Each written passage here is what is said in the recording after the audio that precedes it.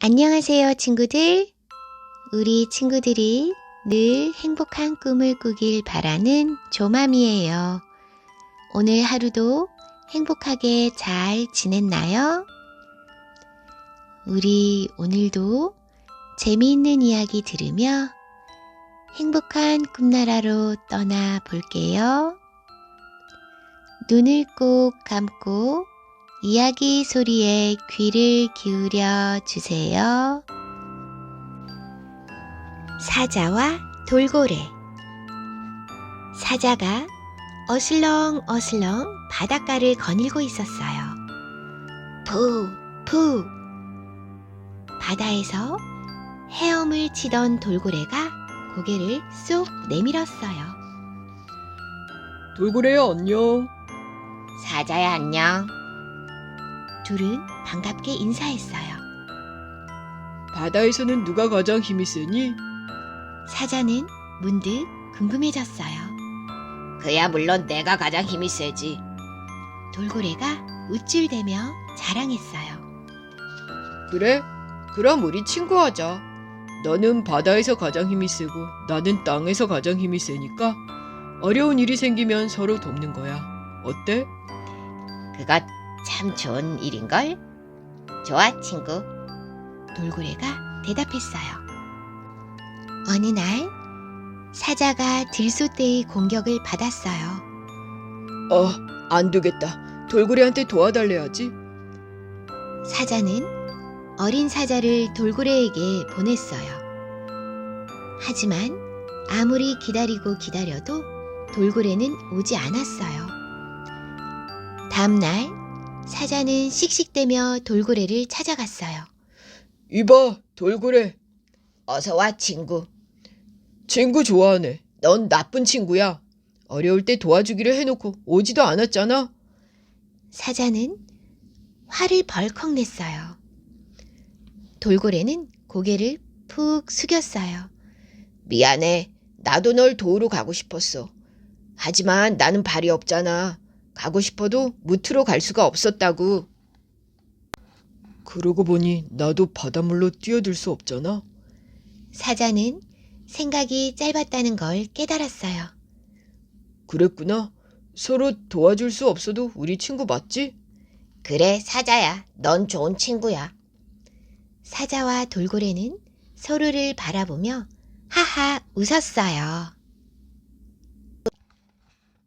배가 뻥뻥뻥.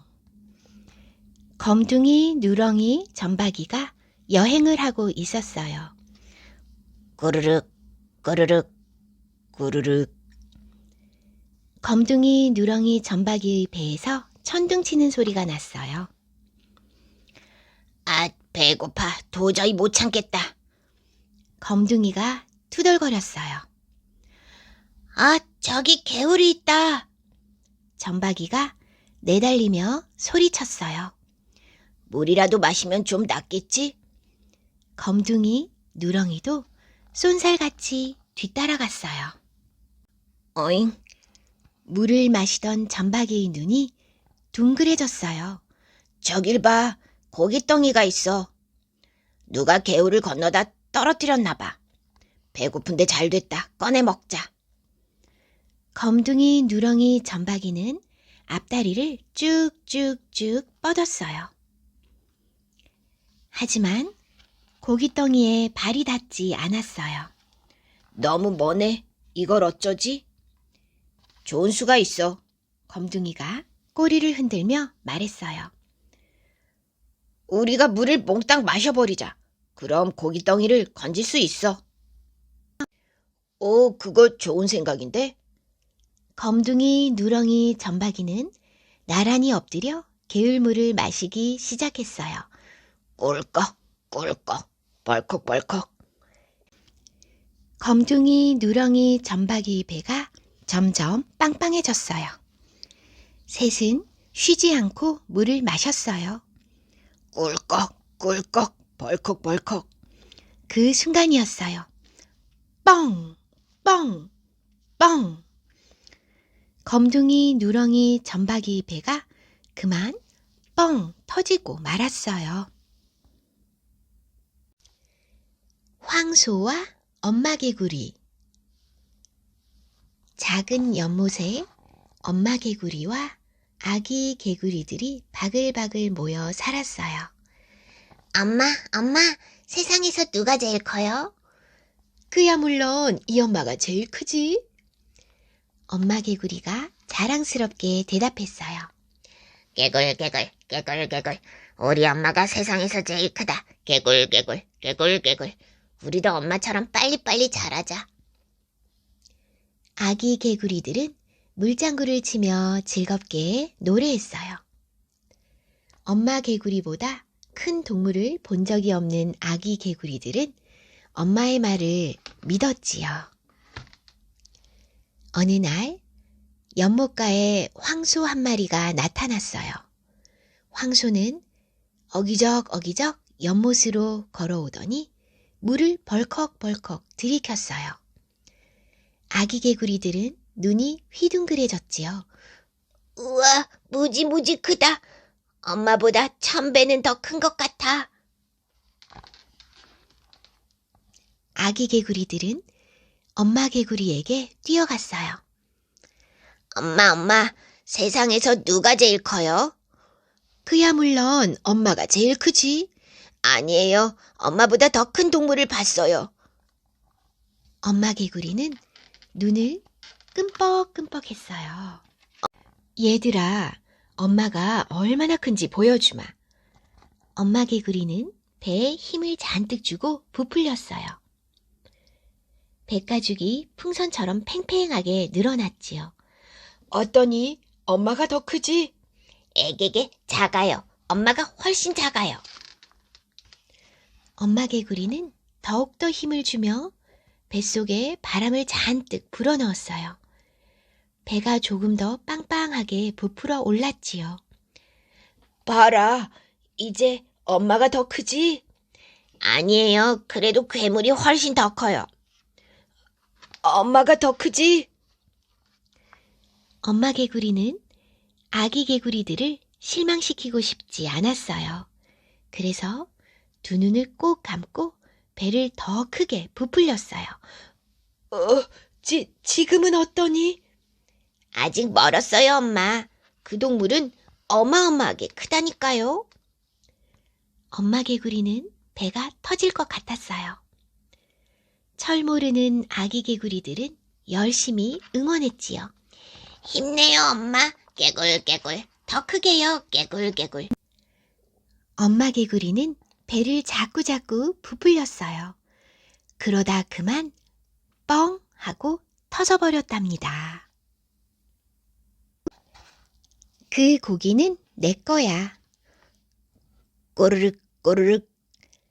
잠에서 깬 사자가 어슬렁어슬렁 먹잇감을 찾아 나섰어요. 짭, 배가 출출한데 오늘은 뭘 먹을까? 바로 그때였어요. 곰이 일어나 부드득 기지개를 켰어요. 꾸르륵. 곰도 어슬렁어슬렁 먹잇감을 찾아 나섰지요. 곰은 이리 기웃 저리 기웃 한참을 걸어가다가 코를 킁킁거렸어요. 맛있는 고기 냄새네? 곰이 냄새나는 곳으로 쿵쿵 달려갔어요. 바로 그때 사자도 그 냄새를 맡았지요. 킁킁킁. 아니, 이 냄새는? 사자는 쏜살같이 달려갔어요. 사자가 찾아낸 건 죽은 새끼 사슴이었어요. 우와, 맛있겠다. 사자가 사슴을 막 먹으려고 할 때였어요. 잠깐, 그건 내 거야. 헉헉거리며 달려온 곰이 소리쳤어요. 뭐라고? 내가 먼저 찾았으니까 내 거야. 사자도 지지 않고 소리쳤어요. 그 냄새는 내가 먼저 맡았어. 조금 늦게 왔을 뿐이라고. 사자와 곰은 죽은 사슴을 놓고 조금도 물러서지 않았어요. 내 거야. 건드리지 마. 으르렁 사자와 곰이 싸우기 시작했어요. 둘은 한참을 싸워서 힘이 쭉 빠졌지요. 둘 다 숨을 헐떡거리며 풀썩 쓰러졌어요. 어휴, 힘들어서 꼼짝도 못하겠네. 그때 숨어서 몰래 지켜보던 여우가 군침을 꼴깍 삼키며 뛰어왔어요. 헤헤헤, 그럼 이건 내가 가져갈게. 여우는 새끼 사슴을 물고 휙 달아났지요. 이 못된 여우야, 그거 놓고 가. 사자와 곰이 고래고래 고함쳤지만 여우는 사슴을 물고 총총 사라졌답니다. 그림자의 주인은 누굴까? 한 청년이 나귀를 사서 마부와 함께 먼 길을 떠나려고 했어요. 잘 다녀올게요. 청년이 나귀에 올라타자 마부가 나귀를 끌고 출발했어요. 바람 한 점 없는 아주 무더운 날씨였어요. 쨍쨍 내리쬐는 햇볕이 무척 뜨거워 땀이 줄줄 흘러내리고 혀가 바싹바싹 탔지요. 어휴, 더워. 청년이 주위를 살펴보았지만 그늘에서 쉴 만한 나무 한 그루 없었지요. 얼마쯤 가다가 청년이 씩 웃으며 말했어요. 아저씨, 저쪽에 잠깐 세워주세요. 네, 도련님, 그렇게 하지요. 청년은 땅바닥에 착 붙어 졸졸 따라오는 그림자를 보았던 거예요. 청년은 나귀의 그림자에 누워 스르르 눈을 감았어요. 이제 좀 시원하군. 한숨 자고 가야겠다. 그런데 쿨쿨 자던 청년은 금방 잠에서 깨어났어요. 따가운 햇살이 쿡쿡 찔렀던 거지요. 이게 어떻게 된 거지? 청년이 둘러보니 나귀는 다른 곳에 있고 나귀 그림자에서 마부가 쉬고 있었어요. 청년은 화를 내며 말했지요. 아저씨, 비켜주세요. 도련님, 그렇게는 못하겠는데쇼. 나귀를 내가 샀으니 나귀는 내 거잖아요. 맞아요. 하지만 나귀가 만든 그림자까지 도련님이 산 건 아니잖아요. 그때 나귀가 풀쩍풀쩍 힝. 거참, 자기들만 덥나. 나도 덥다고. 고삐 풀린 나귀는 저 멀리 도망쳐 버렸답니다. 황금알을 낳는 암탉. 어느 날 농부가 암탉을 한 마리 샀어요. 달걀을 낳으면 팔 생각이었지요. 다음날 아침 농부는 일어나자마자 암탉 둥지에 손을 쑥 집어넣었어요. 에구머니, 이게 뭐야? 암탉이 낳은 건 황금알이었어요. 농부는 어깨춤을 덩실덩실 추었어요. 아이고, 이쁜 것. 하느님, 감사합니다. 농부는 황금알을 판 돈으로 밀가루 한 포대에 옥수수 2자루를 샀어요. 곡식을 사고도 돈이 이렇게 많이 남았네. 암탉은 날마다 황금알을 하나씩 낳았지요. 다음 날은 황금알을 팔아서 먹을 것을 푸짐하게 샀어요. 고기도 먹고 케이크도 배불리 먹었지요. 지금 내가 꿈을 꾸고 있는 건가? 농부는 자기 볼을 힘껏 꼬집어 보았어요. 아야. 역시 꿈은 아니었군. 그 다음 날은 황금알을 팔아 멋진 양복과 구두를 샀어요. 농부는 누더기 옷을 벗어 던지고 날띠 낡은 신발도 벗어버렸어요. 유후, 이제 난 부자라고. 농부는 이제 밭에 나가 일하지 않았어요. 그까짓 채소들은 새들이나 먹으라지 뭐. 채소는 시들고 밭은 잡초로 뒤덮였어요. 농부는 돈을 흥청망청 쓰기 바빴지요. 어느 날 농부는 길을 걷다가 딱 멈추었어요. 우와, 으리으리한 집이구나. 저런 집은 황금알이 얼마나 있어야 살 수 있을까? 농부는 그 집을 가지고 싶었어요. 암탉이 황금알을 더 빨리 낳았으면 좋겠다. 농부는 곰곰 생각하다가 무릎을 탁 쳤지요. 그렇지. 암탉의 배에서 황금알을 모두 꺼내자. 농부는 후다닥 집으로 달려와 암탉의 배를 갈라보았어요. 에이, 이게 뭐야? 아무것도 없잖아. 암탉의 뱃속은 텅텅 비어 있었어요. 농부는 다시 가난해졌어요. 내가 너무 욕심을 부렸나 봐.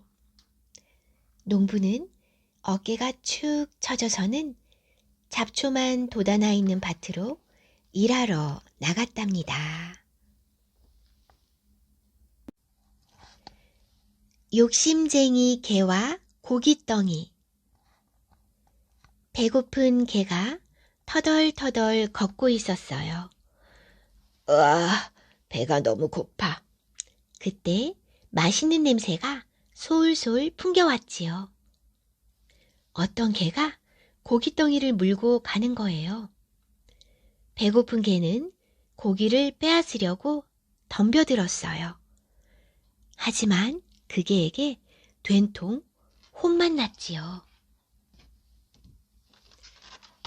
배고픈 개는 멀리 도망쳐 우물가를 지나고 있었어요.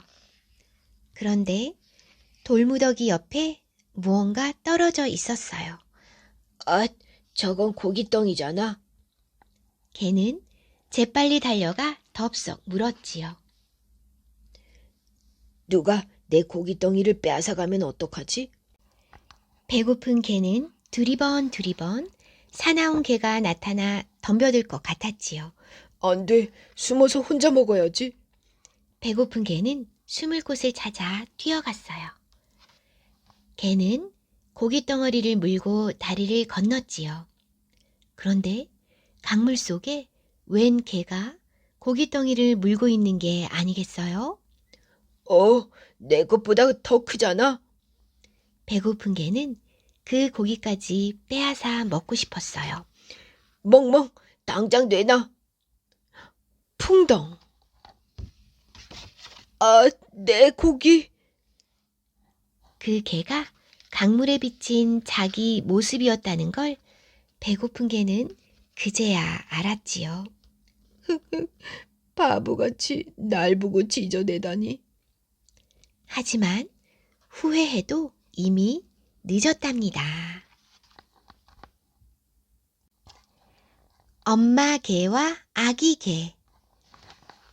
슬금슬금 볼볼볼 엄마 개와 아기 개가 함께 걷고 있었어요. 어머, 얘, 너 왜 옆으로 걷니? 똑바로 걸어야지.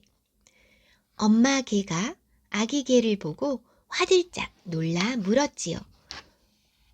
이상하네. 난 왜 옆으로 걷는 걸까? 아기 개는 정신을 바짝 차리고 똑바로 걸어보았어요. 하지만 여전히 뿔뿔뿔, 자꾸자꾸 연습해도 뿔뿔뿔 옆으로만 가는 거예요. 엄마, 어떻게 하면 똑바로 걸을 수 있어요? 그러자 엄마 개가 벌떡 일어섰어요. 자, 엄마를 따라하렴. 엄마 개가 집게발을 치켜들더니 슬금슬금 걷기 시작했어요. 그런데 엄마 개도 옆으로 슬금슬금. 우와, 엄마도 나랑 똑같이 옆으로 걷잖아요. 엄마 개는 얼굴이 빨개졌어요. 내가 왜 옆으로 걷는 거지? 도둑 어머니의 가르침. 유치원에서 돌아온 아들에게 엄마가 물었어요. 얘, 이 글씨판은 어디서 났니? 아들이 우물쭈물하면서 대답했어요. 사실은 짝꿍 건데 몰래 가져왔어요. 그래? 아주 좋아 보이는구나. 엄마는 아들을 혼내지 않았어요. 그러자 다음 날엔 아들이 시장에서 포도송이를 슬쩍 훔쳐왔어요. 어머, 잘 익은 포도네. 어서 먹자꾸나. 엄마는 이번에도 아들을 혼내지 않았어요. 남의 물건을 훔쳐도 괜찮은 건가 봐. 아들은 자라면서 점점 더 많은 것을 훔쳤어요. 그러다 하루는 남의 집까지 들어갔지요. 이야, 보물이 많네. 아들은 보물을 한 보따리 훔쳐 나오다가 병사들에게 덜컥 붙잡히고 말았지요. 아들은 밧줄에 꽁꽁 묶인 채 끌려갔어요. 엄마는 그런 아들을 보고 땅을 치며 울었어요. 아이고, 아들아, 이게 웬일이냐. 아들은 감옥으로 가기 전에 병사에게 부탁했어요. 잠깐만 엄마를 만나게 해주세요. 좋다. 하지만 잠깐밖에 안 된다. 병사들이 눈물범벅이 된 엄마를 데려왔어요. 아들아, 어쩌면 좋단 말이냐. 그때 아들이 엄마에게 다가가더니 갑자기 엄마의 귀를 꽉 깨물었어요. 아! 엄마가 깜짝 놀라 주저앉자 사람들이 아들에게 손가락질을 했어요. 저런 몹쓸 짓을 하다니. 저렇게 나쁜 놈이니 남의 물건을 훔치지.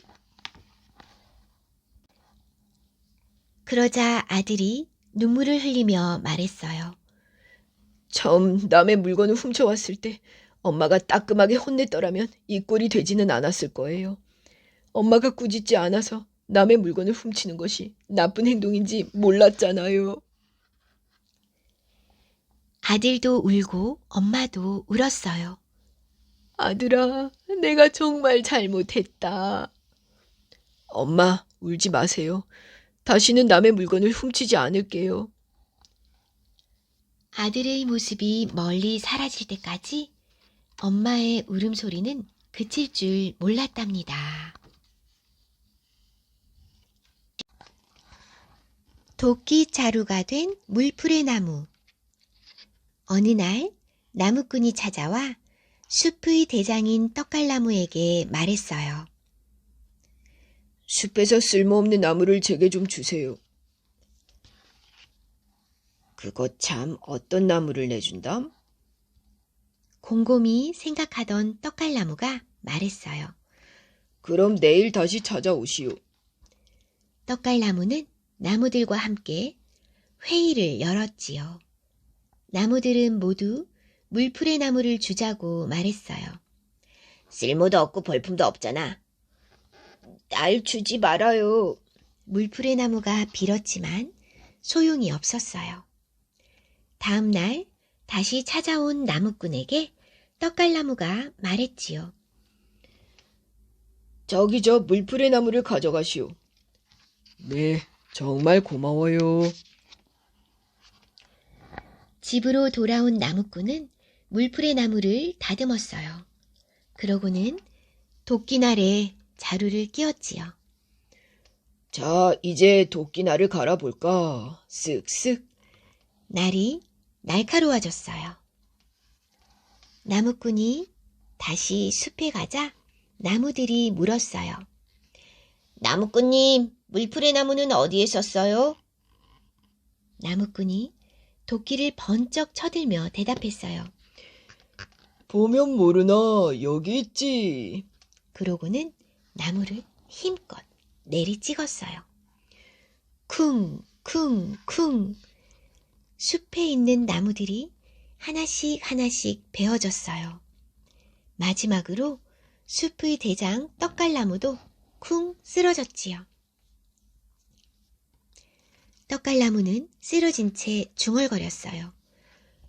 아, 물풀의 나무를 주지 않았다면 도끼에 쓰러지는 일은 없었을 텐데. 나무꾼이 씩 웃으며 말했어요. 물풀의 나무는 참 쓸모 있어. 수레바퀴에게 화낸 농부.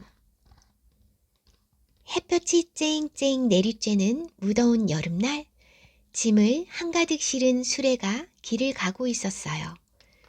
울퉁불퉁한 길을 따라 흔들흔들 삐걱삐걱 삐거덕 수레바퀴가 소리를 냈지요. 거참 귀에 거슬리네. 바퀴야, 조용히 하지 못해? 농부가 바퀴를 흘겨보며 투덜댔어요. 하지만 바퀴는 계속 소리를 냈지요. 삐걱 삐걱. 농부는 더 이상 참지 못하고 버럭 소리를 질렀어요. 말들은 힘들어도 조용히 잘만 가는데 너는 왜 이렇게 시끄러운 거야? 하지만 바퀴는 삐걱삐걱 삐거덕 말들이 소곤소곤 농부를 흉봤어요. 기름칠을 하면 될 텐데 왜 바퀴 탓만 하는지. 쯧쯧. 사자 가죽을 쓴 당나귀. 겁이 많은 당나귀가 걸어가고 있었어요. 그때 풀숲에서 바스락바스락 어이쿠 깜짝이야. 당나귀는 무서워서 부들부들 떨었어요. 그런데 풀숲에서 나온 건 다람쥐였어요. 겁쟁이 당나귀야, 덩치값 좀 해. 당나귀는 풀이 죽어 타박타박 걸었지요. 그러다가 웬 보따리를 주었어요. 보따리를 풀어본 당나귀는 눈이 휘둥그레졌지요. 아니, 이건 사자 털 가죽이잖아. 당나귀는 재빨리 사자 가죽을 뒤집어 썼어요. 그러고는 연못으로 불이 나게 달려가서 제 모습을 비춰보았지요. 우와, 내가 사자 대장님이 되었어. 겁쟁이라고 놀리던 녀석들을 혼내줘야지. 당나귀는 기뻐서 펄쩍펄쩍 뛰었지요. 당나귀는 숲으로 들어갔어요. 얼마쯤 가다가 표범을 만났지요. 표범이 날 무서워할까? 어이쿠, 사자 대왕님이네. 저번에 먹이를 훔쳐먹었는데 잡히면 큰일이야. 표범은 진짜 사자인 줄 알고 잽싸게 도망쳤지요. 여우와 멧돼지도 진짜 사자인 줄 알고 싹싹 빌었어요. 사자 대왕님, 저번에 멧돼지랑 대왕님을 놀린 건 정말 잘못했습니다. 멧돼지는 무서워서 오줌을 찔끔 쌌지요. 숲속 동물들은 모두 꼭꼭 숨어서 바들바들 떨고 있었어요. 히히, 더 놀라게 해줘야지. 당나귀는 앞발을 치켜들며 어흥 하고 외쳤어요. 그런데 숲에 울려 퍼진 소리는 히힝 히힝. 아니, 이건 당나귀 울음소리잖아. 숨어있던 동물들이 하나둘 나왔어요. 저 길쭉한 귀 좀 봐. 당나귀가 사자 가죽을 뒤집어 쓴 거야. 당나귀는 흠신 두들겨 맞고는 숲에서 영영 쫓겨나고 말았답니다.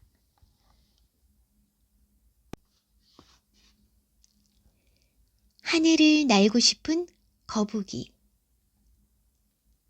하늘에서 독수리가 훨훨 날아가고 있었어요. 독수리는 참 좋겠다. 나도 날개가 있으면 어디든 날아갈 텐데. 거북이는 목을 길게 빼고 부러운 듯 독수리를 쳐다보았어요. 거북이는 낑낑대며 독수리를 찾아갔지요. 하늘을 나는 방법을 가르쳐줘. 날개도 없으면서 무슨 소리야? 독수리가 고개를 살래살래 흔들었지만 거북이는 조르고 또 졸랐어요. 나를 움켜쥐고 날아가면 되잖아. 안 돼, 높은 데서 떨어지면 큰일 나. 아니야. 딱 한 번만, 응? 거북이가 하도 졸라대는 바람에 독수리는 할 수 없이 고개를 끄덕였어요. 독수리는 거북이 등딱지를 꽉 움켜쥐고 푸득푸득 하늘로 날아올랐어요. 우와, 하늘을 나는 게 이런 기분이구나. 거북이는 신이 나서 팔다리를 바동거렸어요. 혼자서도 날 수 있을 것만 같았어요. 독수리야, 이제 날 놓아줘. 무슨 소리야? 혼자서도 날 수 있다니까. 멋지게 날아볼게. 거북이가 큰 소리를 땅땅 치자 독수리는 슬그머니 거북이를 놓았어요. 우와, 나 혼자서 하늘을 난다. 하지만 짜릿한 기분도 잠시뿐이었어요. 거북이는 쏜살같이 땅으로 떨어져서 땅바닥에 퍽. 그 뒤로는 아무도 거북이를 보지 못했답니다. 화살을 맞은 독수리. 독수리 한 마리가 바위에 앉아 아래를 두리번거렸어요. 오늘따라 먹잇감이 통 안 보이는군. 독수리는 퍼드덕 날아올라 하늘에 높이 떠서 빙빙 돌았어요. 저게 뭐야? 풀숲 사이로 토끼 귀가 삐죽 솟아 있었어요. 그래, 오늘은 토끼 고기를 먹어볼까? 독수리는 발톱을 날카롭게 세우고 빙빙 돌며 토끼를 낚아채려 했어요. 그때 사냥꾼이 독수리를 노려보고 있었지요. 오호, 꽤 큼직한 놈인걸.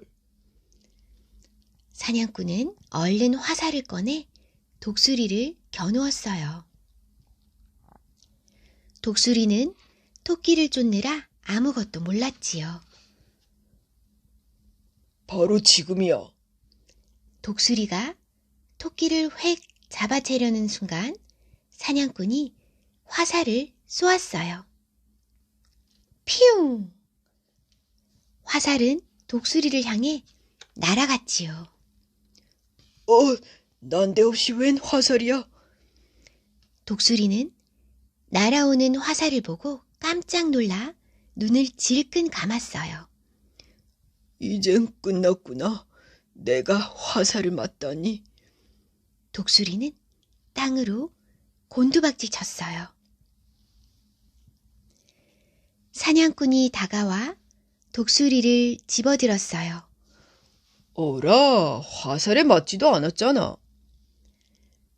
독수리는 그 말을 듣고 퍼뜩 정신을 차렸어요.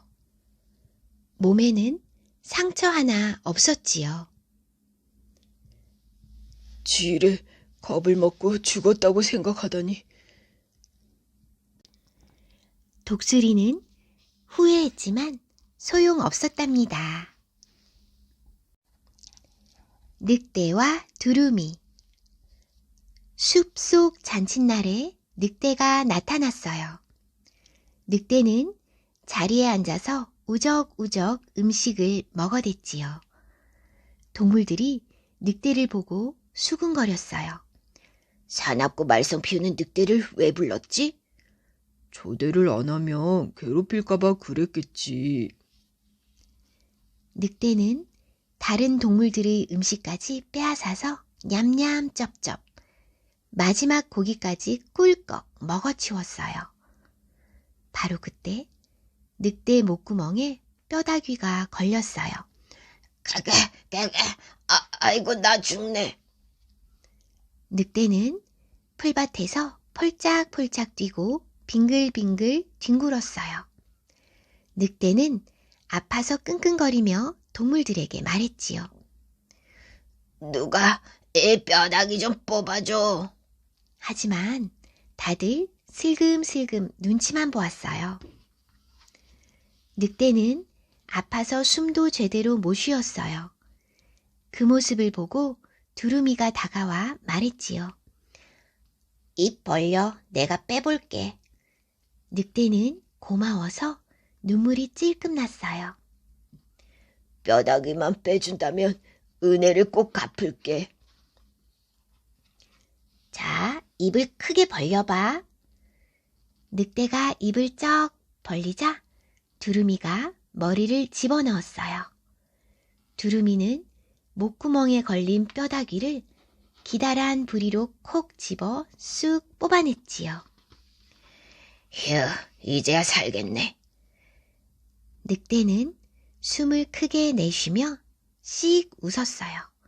그러고는 그냥 집으로 돌아가려 하자 두루미가 화를 내며 늑대를 불러 세웠어요.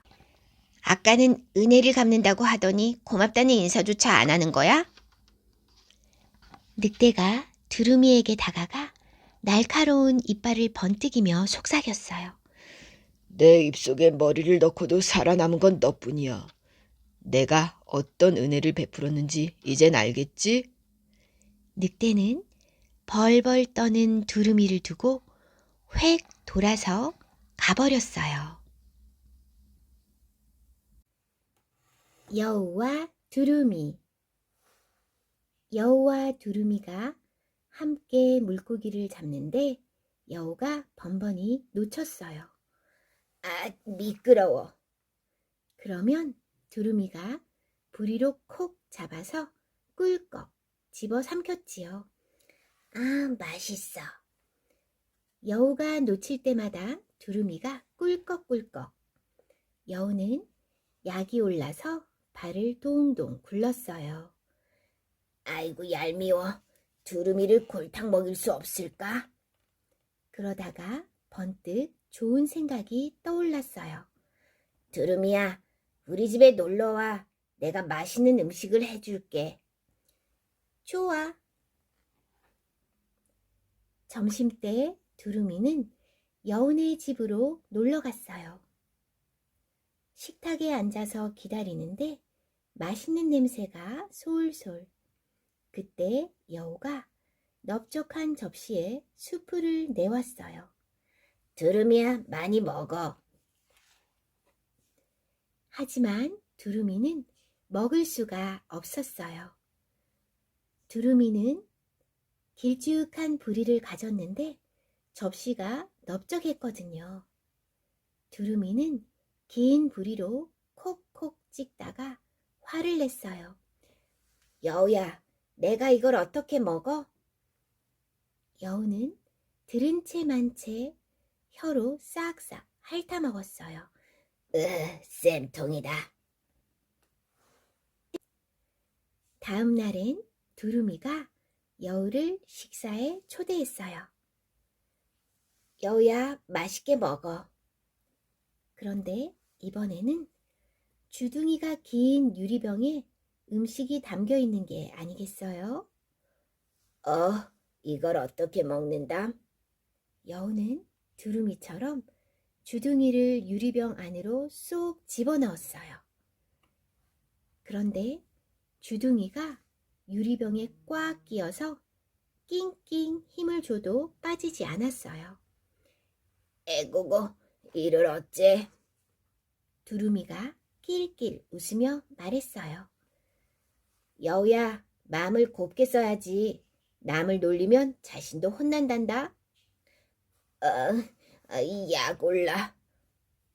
여우는 겨우겨우 주둥이를 빼고 울면서 돌아갔답니다. 친구를 판 생쥐. 사자가 토실토실 살찐 생쥐를 잡았어요. 여놈아, 꼼짝 마라. 한 입에 꿀꺽 삼키려는데 생쥐가 외쳤어요. 사자대왕님, 잠깐만요. 왜 그러느냐? 제 얘기를 한번 들어보세요. 저 하나로 대왕님 배가 차겠어요? 저를 살려주시면 친구들을 꿰어 데려올게요. 그럼 배부르게 먹을 수 있을 거예요. 좋아. 어서 데려오너라. 생쥐는 친구들에게 쪼르르 달려갔어요. 얘들아, 저기 죽은 사자가 있어. 얼른 가서 먹자. 정말? 사자고기 맛은 어떨까? 친구들은 신이 나서 몰려갔어요. 그런데 죽은 줄 알았던 사자가 벌떡. 어서 와, 맛있는 생쥐들아. 사자가 코앞의 생쥐들을 한 입에 삼켰어요. 아, 사자가 살아있어! 다른 생쥐들은 깜짝 놀라 달아났어요. 생쥐가 여러 번 거짓말을 하자 친구들도 더 이상 속지 않았어요. 거짓말쟁이야, 저리 가. 맞아, 사자하고나 놀아. 생쥐는 시무룩해져서 사자에게 갔어요. 사자는 생쥐를 보자마자 또 졸랐어요. 배고파. 빨리 친구들을 데려와. 그만해요. 이제 친구들이 속지 않아요. 생쥐가 겁도 없이 대들자 사자가 콧웃음을 치며 혀를 날름거렸어요. 그럼 너라도 잡아먹어야겠다.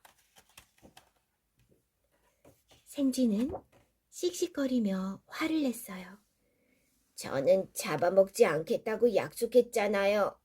대왕님 나빠요. 친구들에게 거짓말을 한 내가 더 나쁘지. 그건 모두 대왕님을 위해.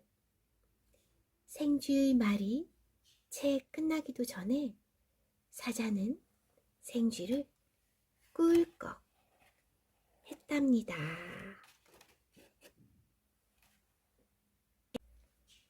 독수리를 혼내준 딱정벌레. 살려주세요. 토끼가 깡충깡충 도망치고 있었어요. 그 뒤를 독수리가 바짝 뒤쫓아갔지요. 저런, 토끼가 큰일 났네. 딱정벌레가 깜짝 놀라 토끼를 불렀어요. 토끼야, 이쪽으로 숨어. 토끼는 딱정벌레에게 달려와서 바들바들 떨며 말했어요. 딱정벌레야, 나 좀 도와줘. 독수리에게 날 살려주라고 말해줘. 딱정벌레가 고개를 끄덕끄덕. 딱정벌레는 독수리 앞으로 발발 기어갔어요. 마음씨 착한 독수리 아주머니, 가여운 토끼를 살려주세요. 콩할 만한 벌레가 웬 참견이야. 콕 쪼아먹기 전에 냉큼 사라져. 독수리가 딱정벌레를 노려보았어요. 딱정벌레는 무서워서 덜덜 떨며 부탁했지요.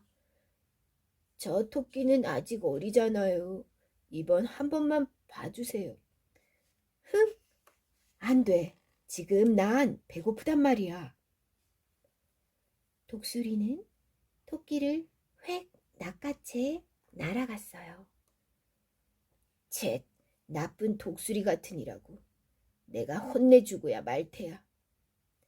딱정벌레는 벼랑에 있는 독수리 둥지로 부지런히 기어갔어요.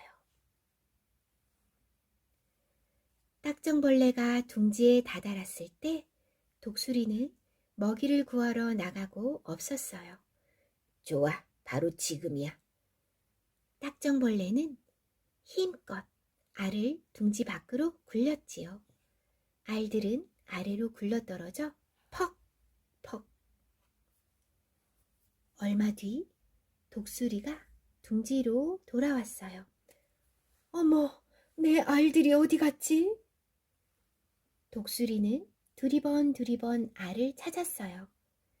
그러다가 깨진 알들을 찾아냈지요. 내 알들을 누가 깬 거야? 독수리는 둥지 주변에서 딱정벌레의 발자국을 보았어요. 아, 그 토끼를 놓아줄 걸. 작은 벌레라고 얕잡아 본 내 잘못이야. 뒤늦게 후회해도 소용없었답니다. 모기와 황소. 모기가 앵앵거리며 외양간으로 날아들었어요. 에고, 힘들다. 여기서 좀 쉬었다 가야지. 외양간에서는 황소가 쿨쿨 잠들어 있었어요. 모기는 황소의 엉덩이에 사뿐히 내려앉았지요. 그때 황소가 개슴츠레 눈을 떴어요. 미안해요. 저 때문에 깨셨군요. 당장 다른 데로 옮겨갈게요. 모기는 앵앵 소리를 내며 머리를 조아렸어요. 황소가 눈을 끔뻑이며 말했어요. 난 상관없으니 내 맘대로 하렴. 내가 엉덩이에 앉았는지도 몰랐으니까. 아이, 기분 나빠. 날 깔보는 거야? 모기는 황소를 골탕 먹이고 싶었어요. 그래, 따끔한 맛을 보여줘야지. 모기는 주둥이 끝으로 황소 엉덩이를 쿡 찔렀어요. 따끔한 느낌에 놀란 황소가 소리쳤어요. 누구야? 내 엉덩이를 찌른 게. 깔깔깔깔. 이제 놀라시네요? 모기는 계속 황소의 엉덩이를 쿡쿡 찔렀어요. 아야, 모기야. 이제 그만해. 커다란 황소가 꼬리로 엉덩이를 툭툭. 모기는 그만 꼬리에 맞아 죽고 말았답니다. 서천서역국으로 복받으러 간 총각.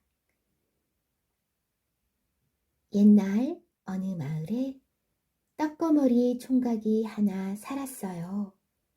그런데 지지리도 복이 없는 총각이었지요.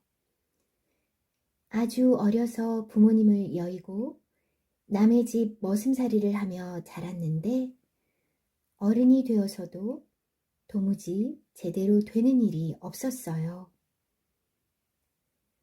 농사를 지었다 하면 흉년이 들고 장사를 했다 하면 손해를 보았지요. 좁쌀죽 한 사발에 간장 한 총지로 그나마 하루 두 끼나 먹을까 말까 했지요.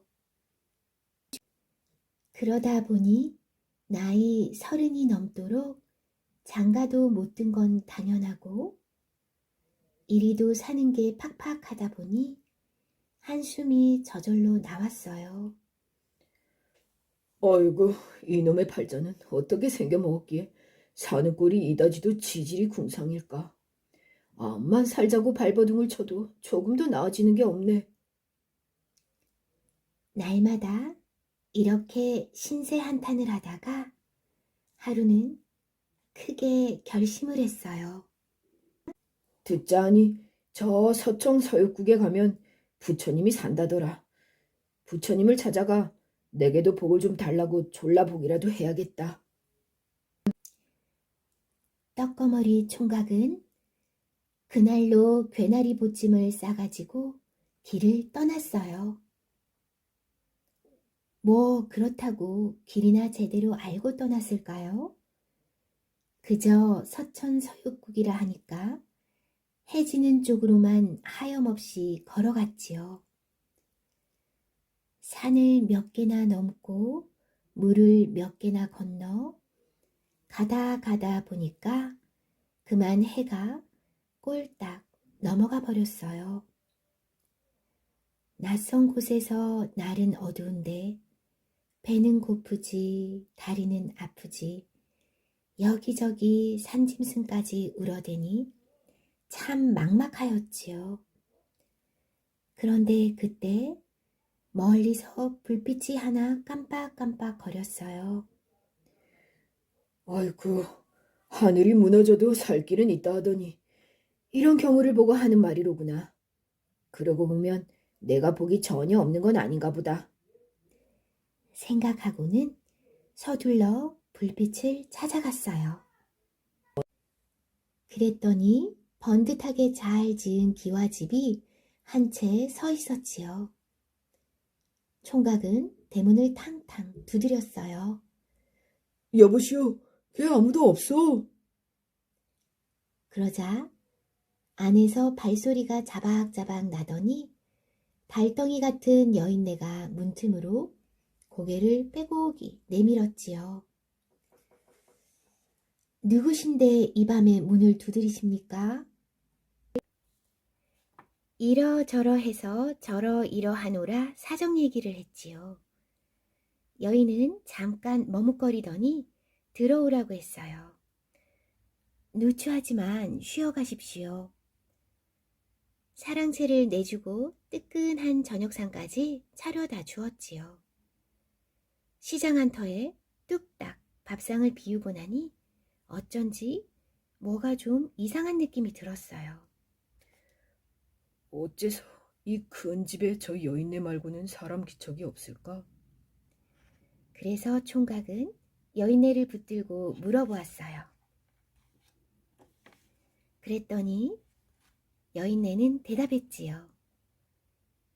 저는 몇 해 전에 이 집으로 시집을 왔는데 시집 온 지 얼마 안 되어 그만 신랑이 덜컥 죽고 말았지요. 그래서 이 큰 집에서 몇 해째 혼자 외롭게 살고 있답니다. 듣자니 총각께서는 부처님께 복을 타러 간다는데 가시거든 제 부탁도 하나 전해주십시오. 이렇게 말했지요. 총각이 물었어요. 무슨 부탁인데요? 제 신랑감을 하나 구해달라고요. 총각이 선선히 그럼하고 했어요. 그야 어렵지 않지요. 전해드리겠습니다. 그렇게 그 집에서 하룻밤을 자고 다시 길을 떠났어요. 또 산을 몇 개나 물을 몇 개나 건넜는지 가다 보니 어느 경치 좋은 곳에서 댕기동자 3명이 웬 풀을 둘러싸고 노래하고 있었지요. 신선초야 신선초야 꽃을 피워라. 꽃을 피워야 너는 열매를 맺고 꽃을 피워야 우리는 신선이 된다. 총각이 궁금해서 가까이 가보았어요. 무엇을 하는 겁니까? 댕기동자들이 입을 모아 대답했어요. 우리는 신선이 되려고 30년 동안 돌을 닦았소. 마지막으로 이 신선초에 꽃을 피우는 돌을 닦고 있는데 심은 지 30년이 되도록 꽃이 피질 않구려. 그런데 댁은 어딜 가는 길이요? 예, 저는 부처님께 복을 받으려고 서천 서역국으로 가는 길입니다. 그래요. 그거 참 잘 됐구려. 이왕 가는 길이니 부탁 하나 합시다. 무슨 부탁인데요? 부처님을 만나면 신선초 꽃이 왜 안 피는지 그걸 좀 여쭤봐 주구려. 총각은 이번에도 선선히 그러마라고 했지요. 그야 어렵지 않지요. 여쭤봐 드리겠습니다. 그렇게 댕기동자들과 헤어져 다시 길을 떠났어요.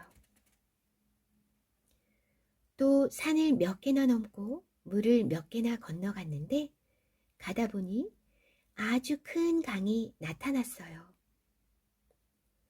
물결은 출렁출렁 거리는데 나루도 없고 배도 없는 이상한 강이었지요. 허허, 낭패일세. 이리 험한 강이 가로막고 있다니. 건널 수도 없고 그렇다고 그냥 돌아갈 수도 없고. 이를 어쩌나. 역시 나는 복이 없는 놈이야. 이렇게 속을 끓이고 서 있었어요. 그런데 갑자기 강물이 부글부글 하더니 집채만한 이무기가 고개를 쑥 내밀었어요. 어이쿠, 이게 웬 이묵이냐? 총각이 놀라서 뒤로 벌렁 자빠졌지요. 이제 꼼짝없이 죽었구나. 그런데 이게 웬일이에요? 이무기가 사람처럼 말을 걸었어요. 댁은 누구인데 거기 그러고 서 있어? 서천 서역국으로 복 받으러 가는 총각이라오. 총각이 얼떨결에 말을 받았어요. 그러면 이 강을 건너야겠구려. 그야 이르다 마다요. 내가 강을 건네줄 테니 내 부탁을 하나 들어주구려. 무슨 부탁인데요? 나는 용이 되어 하늘로 올라가려고 이 강에서 천년을 살았는데 어찌 된 일인지 아직도 이무기로 살고 있지 뭐요. 그 까닭을 좀 알아봐 주오. 그야 어렵지 않아요. 여쭤봐 드리겠습니다. 총각은 이번에도 선선히 그러마라고 했지요. 그리고 이무기 등에 업혀 강을 건넜어요. 또 산을 몇 개 넘고 물을 몇 개 건너서 마침내 서천 서역국에 이르렀어요. 부처님 앞에 넙죽 엎드려 큰 절을 올리고는 주절주절 찾아온 내력을 털어놓았지요. 이차저차해서 여차저차 하운데 이렇게는 도저히 살 수가 없습니다. 제게도 남들처럼 복을 좀 주십시오. 부처님이 그 말을 다 듣고 물었어요. 그래, 넌 어느 태에 태어난 누구냐? 예, 아무 해 아무 날 아무 시에 태어난 아무개라고 합니다. 그러자 부처님이 두툼한 장부를 하나 꺼내 들고는 뒤적뒤적 거리더니 딱한 듯이 혀를 끌끌 차며 말했어요. 허허, 안 됐지만 너는 타고난 복이 그것뿐이로구나. 이걸 보거라. 이건 사람마다 타고난 복을 적어놓은 복장부란 것인데 내 복이 여기에 쓰여 있다. 이렇게 말하지 뭐예요? 총각이 고개를 쭉 빼고 들여다보았더니 제 이름 석자 다음에 타고난 복이랍시고 적혀있는 것이 달랑 좁쌀 한 되박, 그것도 작은 되박이라고 쓰여 있었어요. 총각이 기가 막혀서 눈물을 뚝뚝 흘리며 통사정을 했어요. 아이고, 복장부를 보니 남들은 다 쌀 한 가마니 돈 1,000냥이니 쓰여 있는데 달랑 좁쌀 한 대박이 뭡니까? 그것도 작은 대박으로 이대로는 못 삽니다. 제발 부탁이오니 좁자라도 지워주시든가 아니면 작은 대박이라도 떼어내 주십시오. 부처님도 딱 해서 눈물을 글썽거렸어요. 헌데 그래도 어쩔 수가 없는 모양이에요. 내가 사람들한테 줄 수 있는 복이란 것이 한없이 많은 것이 아니라 총량이 딱 정해져 있느니라. 내 복을 늘려주면 남의 복을 그만큼 줄여야 한단 말이다. 그러면 너는 좋아지겠지만 남은 나빠질 터이니 이 노릇을 어찌한단 말이냐. 더구나 사람이라는 것들은 제 몫이 10가마나 된다고 해도 거기서 한 대빵만 덜어내자고 하면 억울해하고 아까워서 배를 앓고 하지 않더냐. 그러니 어쩔 수가 없다. 하늘이 정한 복이 그것뿐이면 사람이 스스로 복을 늘릴 수밖에. 총각이 듣자 하니 그 말도 일리가 있었어요. 한숨을 푹푹 쉬다가 거두어 드렸지요. 좋습니다. 하오면 제 복은 그렇다 치고 오는 길에 남들한테 부탁을 받은 것이 있사오니 그거라도 좀 해결해 주십시오. 하고는 여인네랑 댕기동자 3명이랑 이무기가 부탁한 것을 풀어놓았어요. 그러자 부처님은 그건 아주 쉬운 일이구나. 하며 얼굴이 밝아지더니 좔좔좔좔 답을 얘기해주지 뭐예요? 이무기는 여의주를 하나만 입에 물고 있어야 하는데 욕심껏 둘이나 물고 있어서 무거워서 못 올라간 것이다. 신선초는 심은 곳 땅 밑에 황금덩이가 하나 묻혀 있어.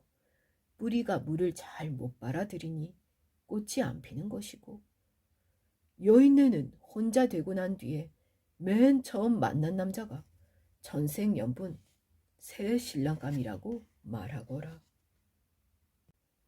그러고는 내 복은 못 늘려주고 남의 부탁만 들어주어서 미안하구나.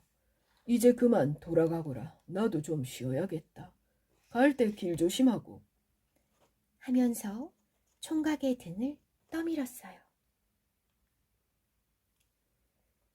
총각이 다시 길을 떠나 강가에 도착했더니 이무기가 목을 빼고 기다리고 있었어요. 그래, 부처님께 물어보았소. 물론이지요. 당신은 여의주를 하나 버려야 용이 된다고 합니다. 이무기는 총각을 강 건너까지 데려다 주고는 얼른 여의주 하나를 뱉어 총각에게 주었어요. 정말 고맙소. 이건 심부름값이요. 그러고는 곧장 용이 되어 하늘로 올라갔어요. 총각은 또 가다가 댕기동자들을 만났어요. 그래, 부처님께 물어보았소. 물론이지요. 신선초 뿌리 밑에 황금덩이가 있어서 그렇답니다. 댕기동자들이 얼른 황금덩이를 파냈어요. 그러자 신선초꽃이 활짝 피어났어요. 정말 고맙소. 이건 심부름값이요. 댕기동자들은 황금덩이를 총각에게 주었어요. 그러고는 모두 신선이 되어 하늘로 올라갔지요. 또 가다가 여인네 집에 들렀어요. 그래, 부처님께 부탁을 전해드렸나요? 물론이지요. 혼자 되고 난 뒤에 맨 처음 만난 남자가 천생연분 새 신랑감이니 그 남자를 찾아서 혼인을 하라고 합니다. 그러자 이게 웬일이에요? 여인네는 총각을 와락 끌어안았어요. 서방님, 이제야 천생연분 제 짝을 만났군요. 총각이 깜짝 놀랐어요. 그게 무슨 말씀입니까? 어서 절 놓아주세요. 저는 장가들 복도 없는 놈이라고요. 여인은 더욱 꽉 끌어안았어요. 서방님이 바로 제가 혼자 된 뒤에 맨 처음 만난 남자랍니다. 그제야 총각도 비로소 얼굴빛이 환해지면서 여인을 쏙 끌어안았지요. 그렇게 해서 총각은 커다란 기와집에서 달덩이 같은 각시와 행복하게 살게 되었어요. 아들 낳고 딸 낳고 손주 며느리 볼 때까지 오순도순 깨가 쏟아지게 잘 살았다지요.